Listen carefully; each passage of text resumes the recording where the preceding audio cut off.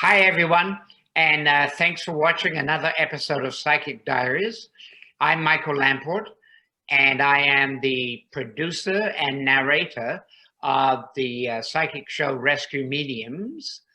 And with me, of course, is Jackie Dennison, who is the host of Rescue Mediums and the owner of Feathers Academy of Clairvoyancy in Northwich, England. And we are so lucky today to have Lisa with us, who has dream experiences and other things. But I don't want to speak for you, Lisa.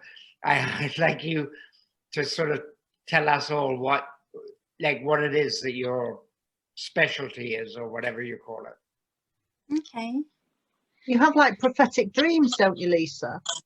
I do, yeah. I'm a bit of a precog. A what? So I've been having dreams that have come true since I was a very small girl. As a child, I was very frightened at night time. I had horrific dreams. I had really horrible dreams. I was dreaming about things as a child that I really shouldn't even know about. Huh. And one day I kind of just realized that the dreams I were having, they were actually coming true. Right. So as a child, you would dream about something and then it would happen. So you'd have quite horrific dreams and then they would happen. Yeah, so it wasn't just that I was dreaming about things to do with me. I was dreaming things to do with other people. I was seeing things that were going to happen globally. And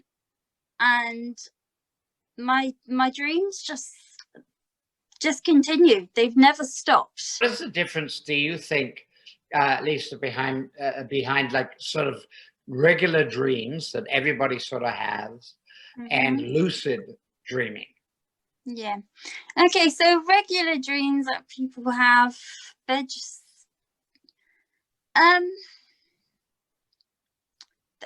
you kind of like keep still, I think. Whereas when I have my what I call shaman dreams, I travel. I don't stay still. I'm out in the realms and I will go into someone else's body almost in the dream. I will experience what they are going to experience when the dream actually becomes a reality. So I become them whilst I'm dreaming. So do you think that's sort of like astral planing that you? Yeah. Astral traveling, yes. Okay. I'm very good at that, yes. Well, I think that's very cool. I mean, especially these days during COVID, because we can't get on an aircraft anymore. I mean, astral traveling is a way better way to get across the world. I saw COVID before it got here. Did you? Yeah. How did you see it, Lisa? What happened? So I had a couple of dreams about it. So the first dream I had was that I was walking down my street with my dog and my 2 children. And I saw this red virus following me down the road. Oh my God. Oh, wow. And I knew it was a virus because I remember drawing them at secondary school. So then I had another dream and I was in a laboratory and I was a woman and I was holding a test tube and I dropped it. The test tube went to the floor and it smashed. Now I remember cleaning up the contents of this test tube and then becoming very poorly. Oh, wow. And I believe that that was the laboratories in Wuhan And I believe that the first woman to catch it was actually a scientist.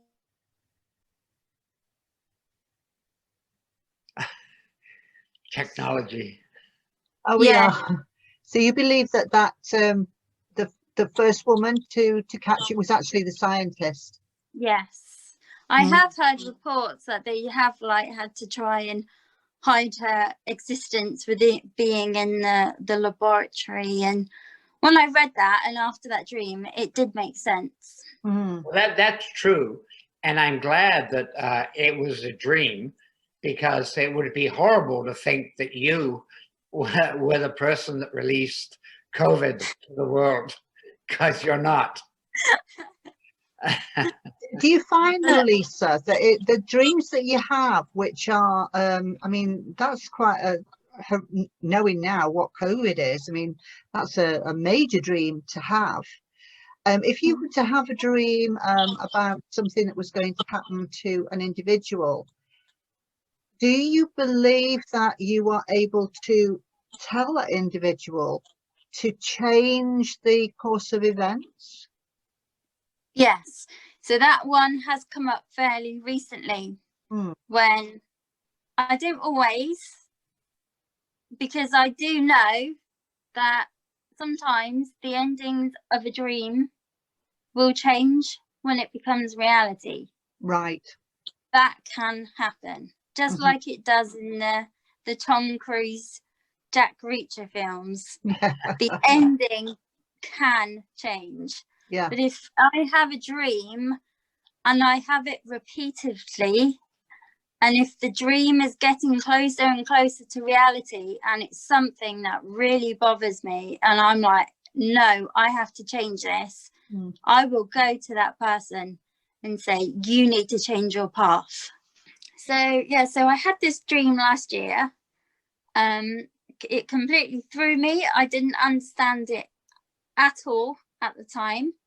So I dreamt that I was on a beach. It was a sandy beach, and all of a sudden there was kangaroos jumping and running and fleeing, absolutely loads of them, and they were just darting right across the sands in front of me. And it really didn't make sense. No. Until but that's it's sort of a cool dream, though. Yeah, but I needed to understand why. Yeah. I mean, kangaroos, you know, of all the frightening animals in the world, like crocodiles and everything like that. And I mean, I have a cat, and that's frightening in itself. But kangaroos don't seem to be frightening, although they can be. Well, I did a past life regression and I was a crocodile, so. Oh my God. One of many. Oh dear. You were a crocodile, but you weren't an alligator. It was definitely I was a crocodile. Okay, that's scary. What did you go on? I was going to say, I've been many things in my past lives. What else have you been except a crocodile? Have you ever been a kangaroo? No. So but I used to work for Cleopatra. Ah, interesting. Hence the hairstyle. Yes. Oh my God. I didn't see that. What happened, Lisa, when you had that dream? How long was it before it started to make sense what the dream was all about? So it was like 4 or 5 months later. I turned on the telly to watch the news, and one of the articles was somebody had sent in a mobile phone video whilst they were at the beach. There was obviously the Australian bushfires, and the kangaroos fled out of the bush trying to escape from the fires, and they were literally fleeing across the beach. So, so the dream that you had then was really, what would we call it? Prescient. Like you saw it before it happened. Yes. And that happens to me frequently. How did that make you feel when you saw that? I was really, really sad. Yeah. Yeah, that's what I had seen. I had seen that these animals were petrified. They were fleeing for their lives. Gosh. And yeah, I mean, there's nothing. That was a terrible time in Australia. Yeah, you're right. I mean, the kangaroos, the koala bears, like so many other animals that would, I mean, they don't know what to do. I mean, they don't have their own 911 or 999 emergency phone call, and they don't know what to do, and it must be terrifying. Yeah. You know, and with a dream like that, there's nothing you can do. So you can't go and warn anybody because you don't know what's going to happen. You don't know whether it's going to be, is it just a dream? Is it, because you're very spiritual? Is it because the kangaroo itself means something? It's a totem animal, so therefore there's a meaning to that. Or is it prophecy? I just went all cold when you said what was somebody had got this mobile phone. Talking about it. Yeah, gosh. But you're right though, Jackie. I mean, how do you go and warn a kangaroo? Yeah. Do you hop up to it and go like, hey, listen, mate, you want to get out of this place right now because you got a problem. Wouldn't it be great if we could do? Wouldn't it be great if we could do that? If we could, do something? Because I have a lot of dreams as well. Because I do spirit rescue work, I tend to, my dreams are connected to doing that, so I might have I'm involved in an investigation and I might have a dream about what's going to happen, or I might have a dream about how to solve something or how to piece something together. So do you have dreams like that? I have dreams about places that I'm going to visit, and like you, sometimes I can see what is expected of me, what they need me to do to help them. Yeah. Well, that's good, because and this is how I found you. I read an article in Supernatural magazine that's online, which is a fantastic magazine, by the way. If anybody wants to just go and take a look at that, it's a great magazine with lots of different articles, and that's where I found you. And you'd written, because you're a writer as well, so you'd written a few articles for the magazine, and one of the articles that I read was about, so you'd had a dream about going to or you'd had a dream, and when you got to the place you realized your husband had booked you into somewhere, hadn't he? Was it the merchant's house? It was the Elizabethan house on Plymouth Barbican.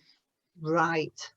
And it was in one of the most haunted buildings in Plymouth. Now when you go to a place like that, do you think of it, if you've dreamt about it, is it like a deja vu, or is it like, okay, I know where I am, this is sort of so it's a lot of deja vu, and sometimes I don't remember everything, but as I move through the place or the gardens, sometimes I'll stand there and just go, and I'll be like, it just hits me, and I'm like, oh yes. Now, do you think, Lisa, that is because that is a past life memory that you're having, or because you astral travel, are you traveling back in time in your dream to witness that? How do you think that goes with that kind of dream? With that kind of dream, I think it's that because I see myself as a shaman, I see that the spirits use me and contact me, then I think sometimes they're showing me what has happened because they know I can help them. Yeah. Yeah. So sometimes I think it's them coming to me. Yeah. Yeah, which is, of course, that's what happens to me, you know, prior to or in the middle of doing a rescue, spirit rescue situation, where you can help out, or even if it's just to settle the energy that is the residual energy that's there. Yeah, I'm very much that. I'm like an energy cleaner. I like that. An energy clean. I've got an image in my head now of you going round with. I know, like, yeah, forget the Dyson vacuum cleaner. We just need Lisa. Yeah, call Lisa.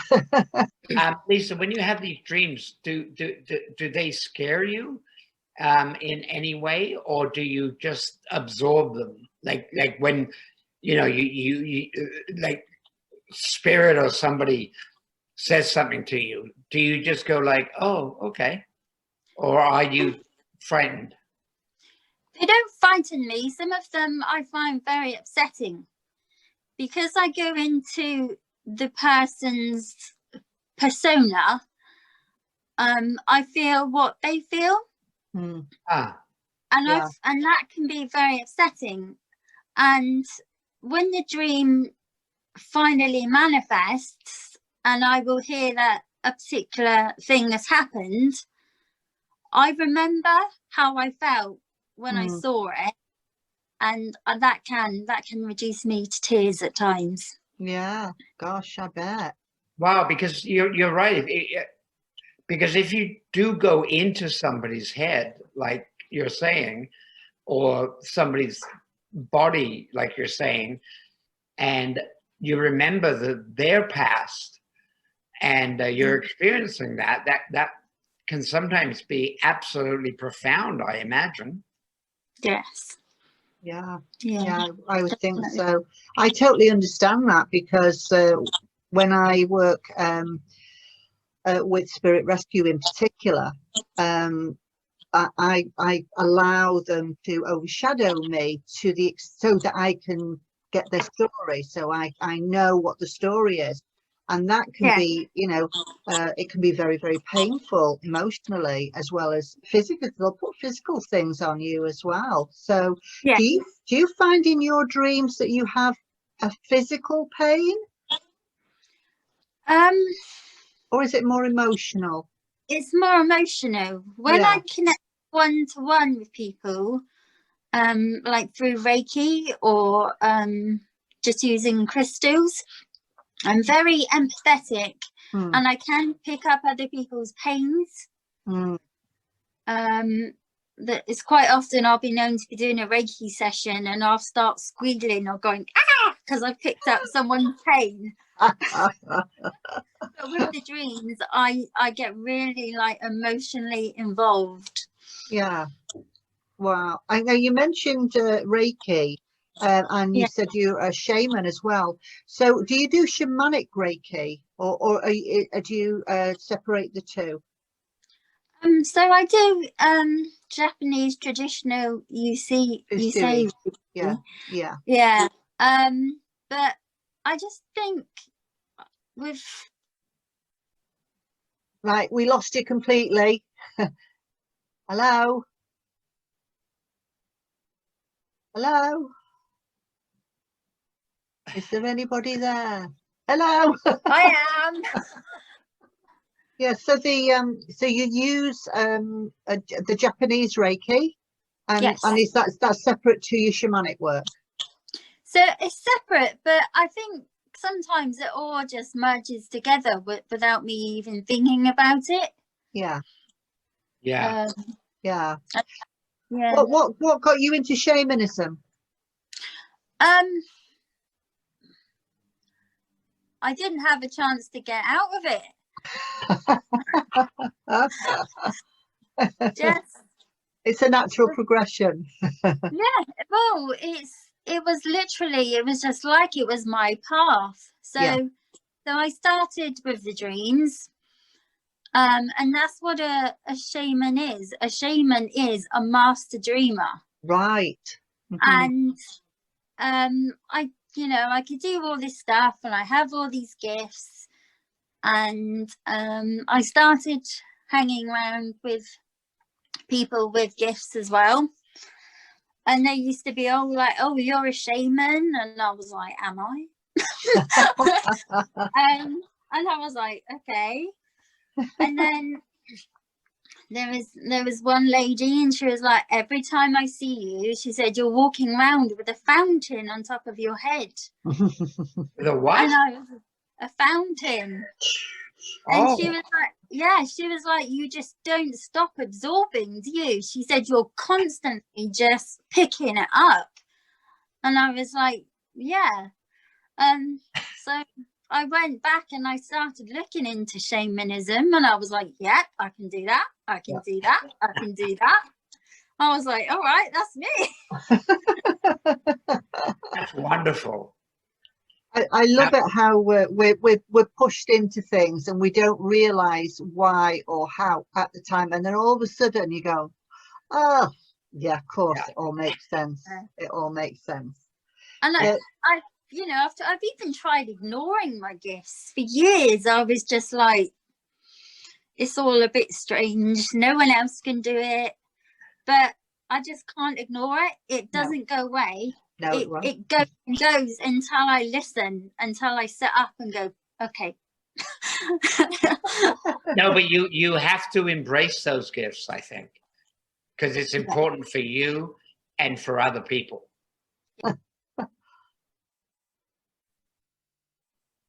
It's just technology. It is. Yeah. There we are. Yeah, she's back. There we go. So you're the owner of is it Starseed Reiki, your business? It is. Yeah, Yes. and you teach Reiki as well. I do, yeah. So I do Reiki treatments. I teach Reiki. I teach crystal Reiki. Ah, lovely. I teach healing therapies with crystals. And you're a witch, apparently. You're a witch, apparently, as well. Well, that's what they call me. So I didn't actually know I was a witch until last year. I went off to a Quaker church hall because I was just going to listen to a talk. Right. So I was sat in the church hall, minding my own business, trying to, you know, blend in, look like everybody else. And I was sat there and I heard something, and I'm going, looking around, and all I can hear is witch, witch. Oh my witch. God. And I thought, oh dear, they don't like me here. Well, I've got to say that you, with the stereotypical image that we have of a witch, you do not look like that at all. I mean, you look gorgeous. And most witches are not gorgeous. It was interesting that it was a Quaker meeting house. Where you were at. Yes. Definitely. Yeah, I was like, this woman, she's properly offended by my presence. Yeah. Yeah. Oh my gosh. Now, something really awful happened to you in 2017, didn't it? It did, yes. What happened? So I had a out of hospital sudden cardiac arrest. I literally dropped dead to the floor. Wow. In the hospital? No, I had literally just travelled up to London that very day to go and visit my father-in-law, and I was in his flat, and I just dropped to the ground. So yes. Wow. So do you remember anything about that? Yes.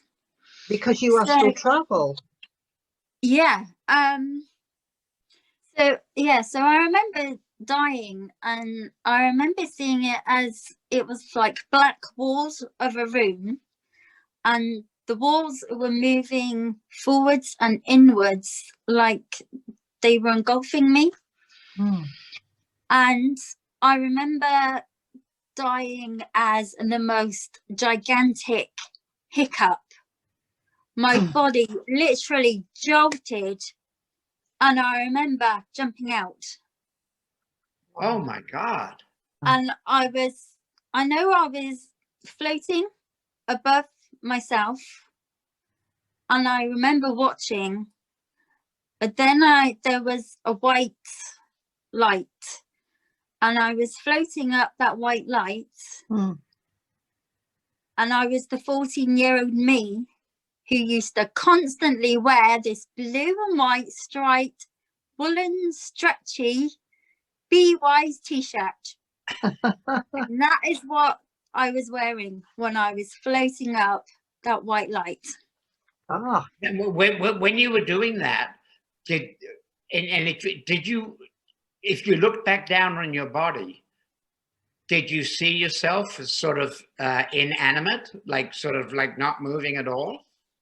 Yes, and I could see the two paramedics working on me as well. Oh my God. Where I was heading to was just underneath the ceiling. There was an oval white portal shape, and that was where the white light was heading to, and that was where I was going. Wow. Well, what sort of thoughts were going through your mind? What sort of thoughts were going through your mind then? I just remember trying to get up there. Literally just... You want to go? Yeah. I was just trying to reach the top, but they kept pulling me back. Because every time they defibrillated me, I just literally fell from up there and fell back down. Well, thank God they did defibrillate you, and that you're here now. Thank God for that. Yeah, to live to tell the tale. Yeah. My goodness. But the fall, when I connected to myself again, was just so fast. It happened so quickly compared to that floating upwards, which was so slow. And And so did you, when you went back into your body, did you feel like something like that? Yeah, it was literally just like slam, crash back down, and it was just like, whoa. Gosh. Were you scared by that? Were you scared by, or were you just like, when you thought about it afterwards, you were scared by how close you were to actually going completely? Well, I kept going again. There was a battle to get me to stay. I was being defibrillated. I was going back in. I was going back out. I literally got to the portal, and I saw the white spirits looking down at me, and I was trying to get in, and they were telling me, no, you go back. It would have been negative. It's sort of like, go back. We actually don't want you in here right now. So it was like, you've got stuff to do still, Lisa. Actually. Oh my goodness. Yeah, well, I bet your brother-in-law was absolutely, I was going to say scared to death, but I bet he was. Literally. I wonder how many other people in the world have had experiences like this. Yeah. Because I bet you there are many people that have had similar experiences. Yeah, I think so. Why do you think that you saw yourself as that 14-year-old? Why do you think you went back to that particular memory? I think it was because I really had a good time back then. I liked them. Now that is really interesting. That is really interesting because, of course, with me doing spirit rescue work, when spirits are trapped, I always try to get them, rather than to remember the bad memories that are keeping them in that trap state, think of something that made you really happy. What was a time in your life that was really good? To help them with that transition over. So it's really interesting that you should say that a 14-year-old, you were just having fun and you love that stripy outfit that you were wearing. I was never out of it. No, I agree with you, because I think 14 and 15 years old was a pretty good time. Yeah, at that age age group. Yeah, absolutely. Yeah. no cares in the world really at that sort of age. No, I would relive them in a moment. But So I'd have to cut my hair. so have you written about your experiences, Lisa? You know, other than I know you've written about some of the dreams and things in Supernatural magazine, but have you written about your personal experiences like that? So I've written a children's novel. Oh. And the novel is basically, it's an adventure story. It's for children. And it's all my experiences about what I went through, and how I perceived things, how I perceived the realms, the ethereal, the physical. When I was in intensive care in a coma, I did not keep still. I was astral traveling. That's in there. All my experience I've put into this children's book. I'm having the soul of a gypsy. I am here, I am there. I've always got so many projects on the go. Yeah. I just can't concentrate on one thing. I have to have lots of things to like keep me entertained. Yeah, I'm a bit like that myself. So have you had the book published yet? No, I really need to give it needs a good editing. And then I do hope to get it published. Yeah. And it sounds to me, from what you're saying, which I think is so positive, that it would help kids to get over some of their worries or their psychosis about, like, you know, what's going to happen to me, what's blah, blah, blah. And it sounds to be really relevant, especially these days. Yeah. So are you telling the story as if it is Lisa, or are you? No. Yeah. It's a starseed, which is the white figures that I saw that were looking down, telling me to go back. Yeah. That's the basis. They are the basis for my starseed, and it's about a child that reincarnates on Earth because they're sent to Earth on a mission. So the starseed reincarnates on Earth, but like all of us, she comes here and forgets why she came here, what was her purpose, until she becomes very, very poorly. She has to fight for her life. And it's about the adventures that she has, the places that she goes, what she remembers. That's fascinating. Yeah. I want to read this book. Yeah. Yes. It sounds great. Yeah. But when you talk about people forgetting things, I mean, it's not just because, you know, I'm sort of getting old. But, you know, sometimes you walk down to the kitchen and you go, why did I come in here? What was I going to do? And you don't remember what you were going to do. Yes. Absolutely. I was looking for my phone the other day. I was talking on it. I was like... And you're not even blonde. Definitely not.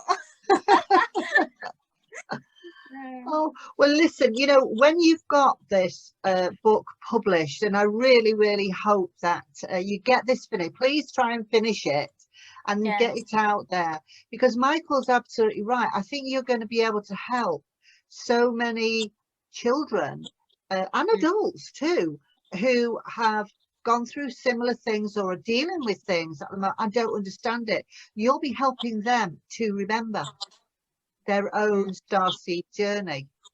Yes. And we can help for the distribution. We can make sure that people know about the book, and you know, and they can get it, because it sounds amazing. I mean, I would love, like Jackie said, I would love to read it. It sounds amazing. Do you know what, Lisa? It would make an absolutely brilliant film. Oh yeah. Mm-hmm. That's a good point. Can you imagine all the special effects that you could have with that, with all the astral travel and everything else? Yeah. That would be awesome. Cool. Thank you. So thank you very much for today, Lisa. Pastor, I'm so glad that, you know, when you died, you came back so you could tell us about your experience. And you're not still dead, are you? I don't think so, no. And then come and see us again when the book's published, and we'll talk about it, and we'll advertise it, and we'll put all of your details at the end of the video so that people can find you on your website. And then adios amigo. Thank you. Nice to meet you. Thanks. Bye, Lisa. Bye, Lisa. It's wonderful to see you.